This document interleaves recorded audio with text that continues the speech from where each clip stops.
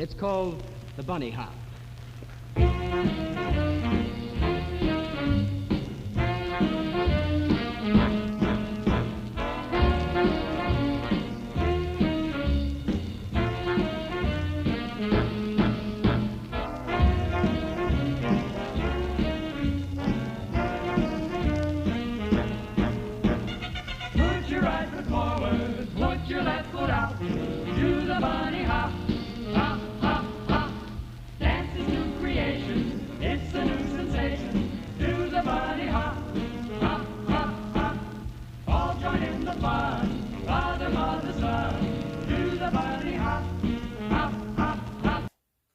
Hey Huskies, what you just watched was the famous bunny hop from San Francisco.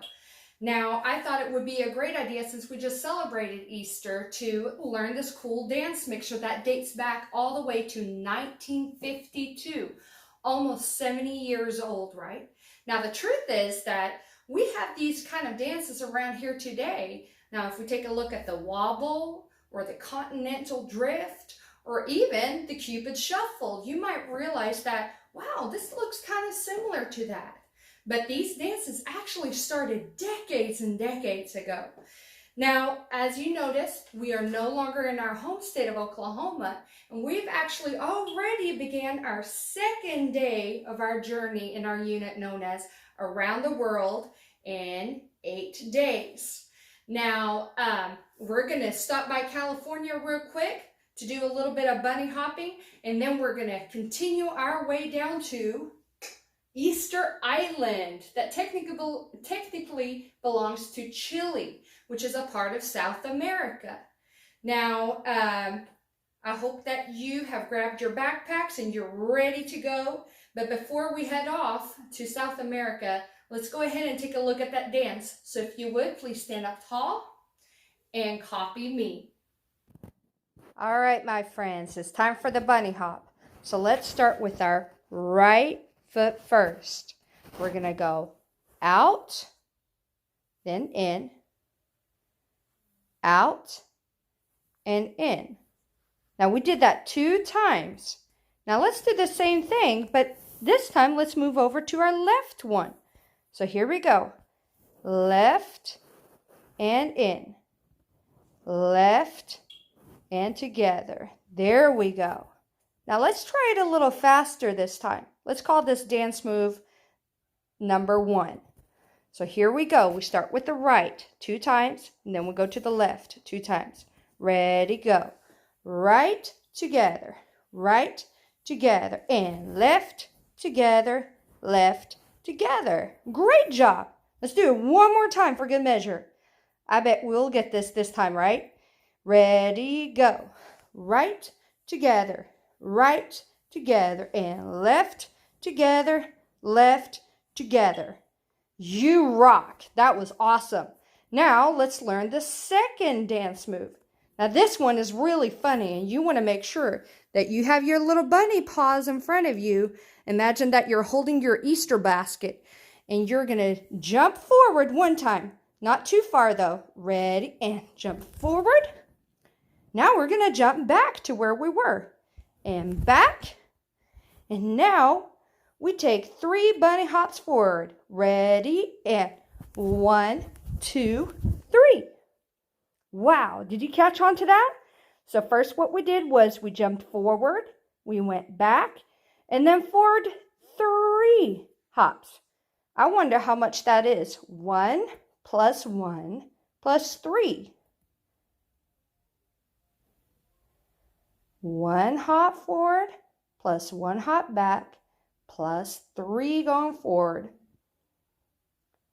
The right answer is 5. Good job, Huskies. So now let's try that second dance move one more time. We're going to do 5 hops. Forward, back, forward, forward, forward. Ready, and jump forward, jump back, and forward, forward, forward. Awesome job. Now let's go back to our original position, and now let's do the whole dance. So dance move 1, starting with our right leg, and then dance move 2, which is the hopping.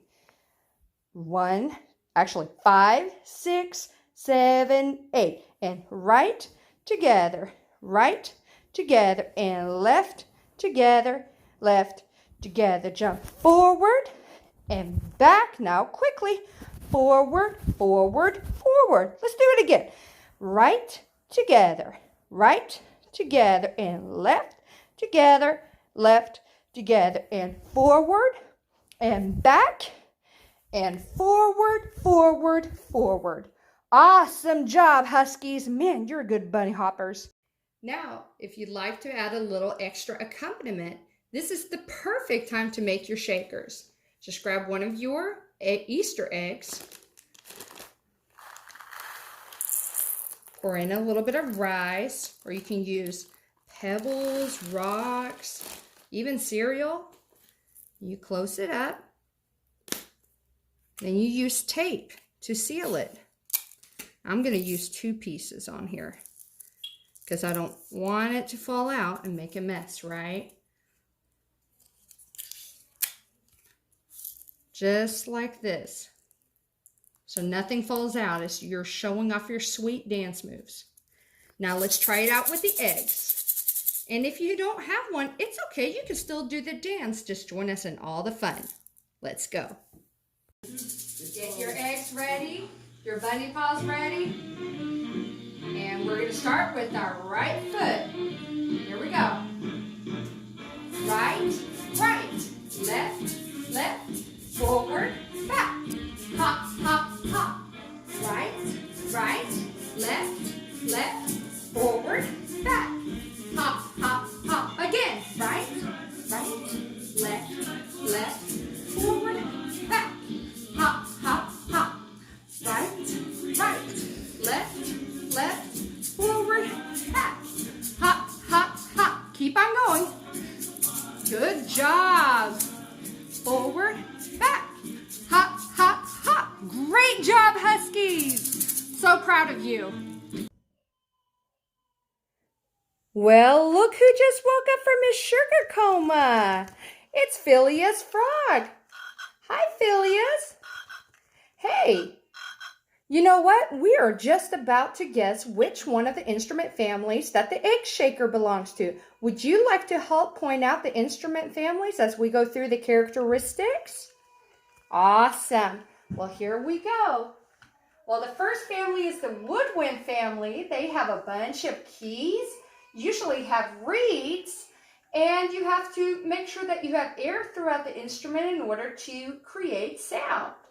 Then you have the brass family. They usually have 3 or 4 valves, and sometimes even a slide if you're playing the trombone. And in the mouthpieces, you have to buzz your lips in order to create sound. And then, of course, we have the string families that we saw last week when Miss Ingrid played the guitar, just like Woody Guthrie. And string families, of course, have strings that you can use a bow, or you can pluck or strum the strings as well to create sound on the strings. Now, finally, we have the percussion family. They're instruments that you rattle, shake, or scrape. Now, Phileas, just out of curiosity, which family do you think the egg shaker belongs to? Ooh, he's thinking hard. What? The woodwind family? No. That can't be right. No. Not the woodwind family. Remember, it's an instrument that you shake. You don't put air into it, right? It's okay. Remember, if you can't make a mistake, you can't make anything. It's all right. But I tell you what, I think maybe the reason why he got it wrong is because Phileas has been in the sugar coma this whole time. I found him in Mrs. Spears' Easter basket. He had completely wiped out her whole entire basket full of Hershey's Kisses and Hershey's chocolates. Now, I'm wondering though, what is your guess to which family the egg belongs to? What was that?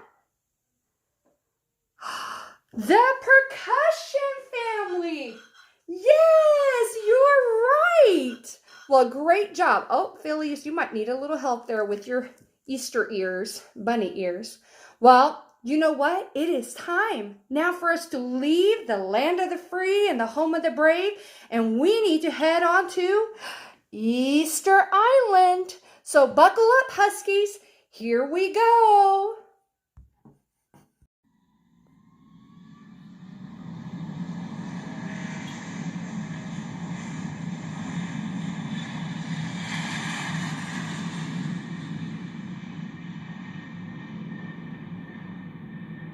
Welcome to Easter Island, also known as Rapa Nui. This is the home of the famous Moai statues, the Crazy Birdman Challenge that y'all should check out sometime, and also some of the most incredible music and dance traditions. Now, some of you might have watched Moana before, and as you know, the Polynesian culture is very different from our culture where we are from. It might strike you as odd because we're just talked about South America, but the truth is, even though Easter Island technically is a part of Chile, Easter Island has a lot in common with Samoa, Tahiti, and even Hawaii. Now let's watch and listen to the percussion instrument that the Rapa Nui people call a kauaha, which is actually a horse's jawbone that they use to create rhythm and sounds on. Now, in this example, we actually get to watch a gentleman who's using a mallet to create rhythms as well. Enjoy.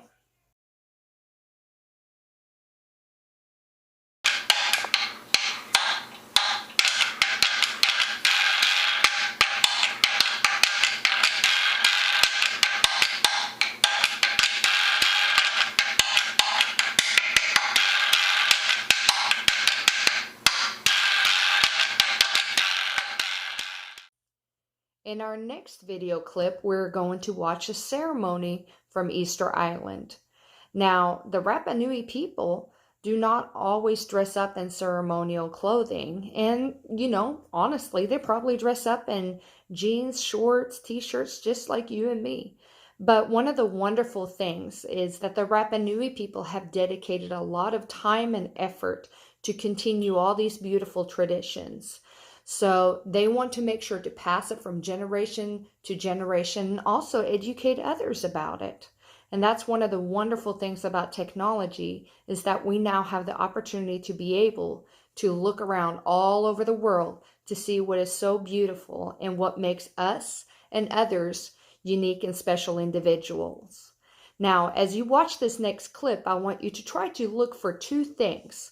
One is a conch shell that they're using to play into to make almost like a trumpet sound.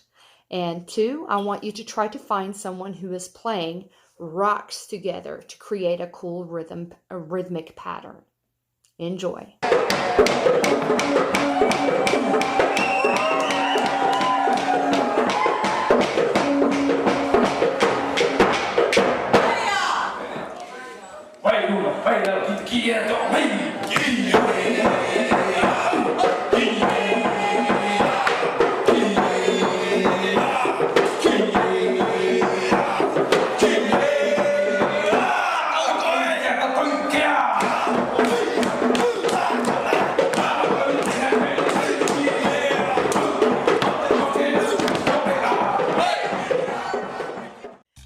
Wow, that was so awesome. I know that Phileas and I were going bonkers when we saw all the cool body percussion. And I just loved hearing that conch shell sound that sounded like a trumpet in the back, and as well as that rhythmic sound that the guy made putting those rocks together. Now, maybe you found some similarities and maybe even some differences between, what we talked about, Moana and the Polynesian culture that we see in that movie. Or maybe you found some similarities and difference between our Native American traditions that we have in Oklahoma, right? But what I wanted to tell you is that it is such a beautiful and amazing thing that we're able to use technology to our advantage like this. And so I encourage you to go and see what else is out there. It does not only make you appreciate home more, but it also makes you appreciate all the beautiful other things that we can find out there in the world. Now, if you are interested in learning more about the Rapa Nui people, and for instance, those big, gigantic Moai statues, then continue watching, watch this video, and you'll see at the very end of it, it's actually a 4-minute video that I've tagged onto it from the Smithsonian that describes how they were able to make these statues. Also, if you are enjoying these specials lessons, continue to tune in every day to the Holmes Park YouTube channel or the Holmes Park Facebook page. Every day we will be uploading a video, whether it's PE with Mrs. Casebold and Mrs. Spears, or music with me or Mr. S. And I know now even Mrs. Toomey is going to join us on Friday for art. So I'll see you next Tuesday when we are heading off to Australia. And as the Rapa Nui people would say, Lorana, and I hope you have a wonderful week. Take good care of one another, and I miss you. I love you bunches. See you later.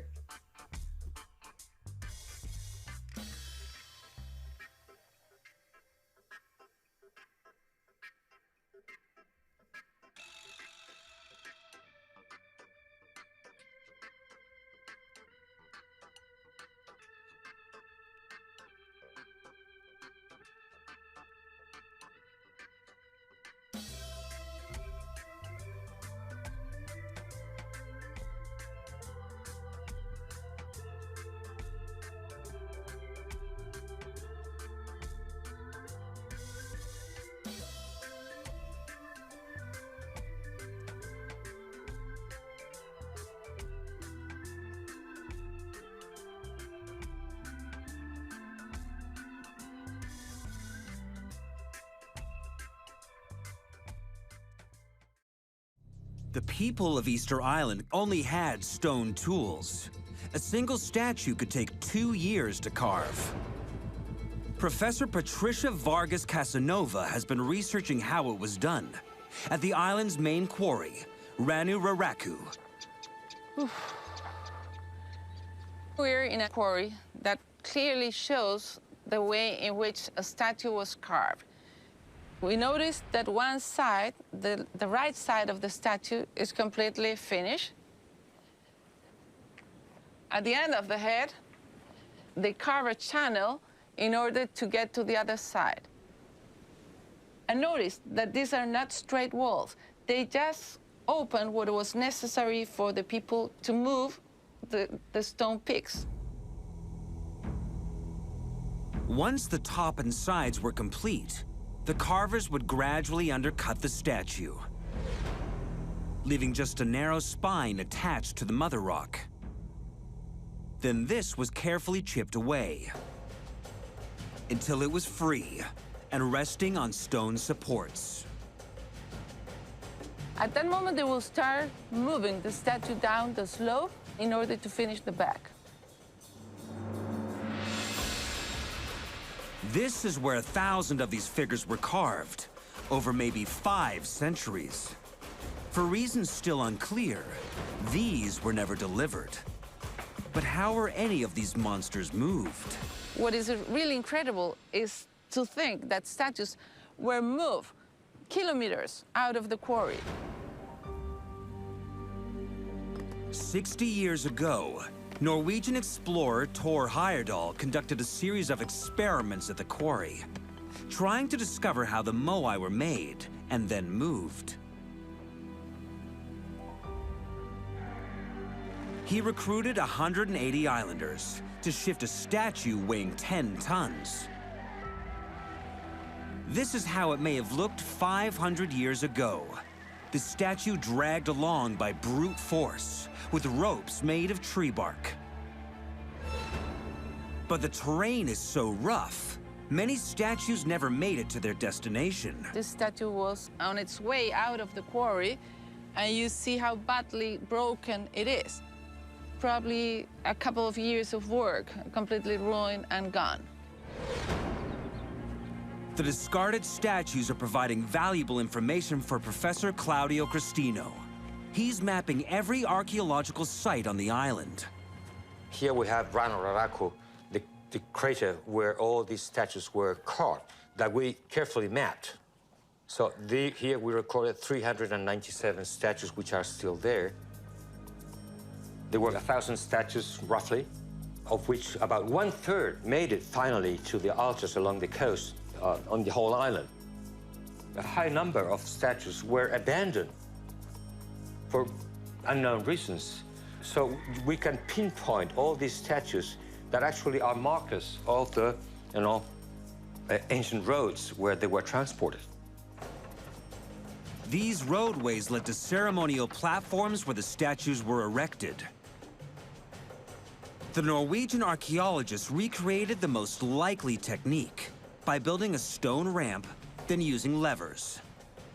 Given the weights involved, sometimes as much as 50 tons, any method would have been fraught with danger. But once the statue was erected, islanders believed a miracle took place. The statue would come to life when the final piece was added.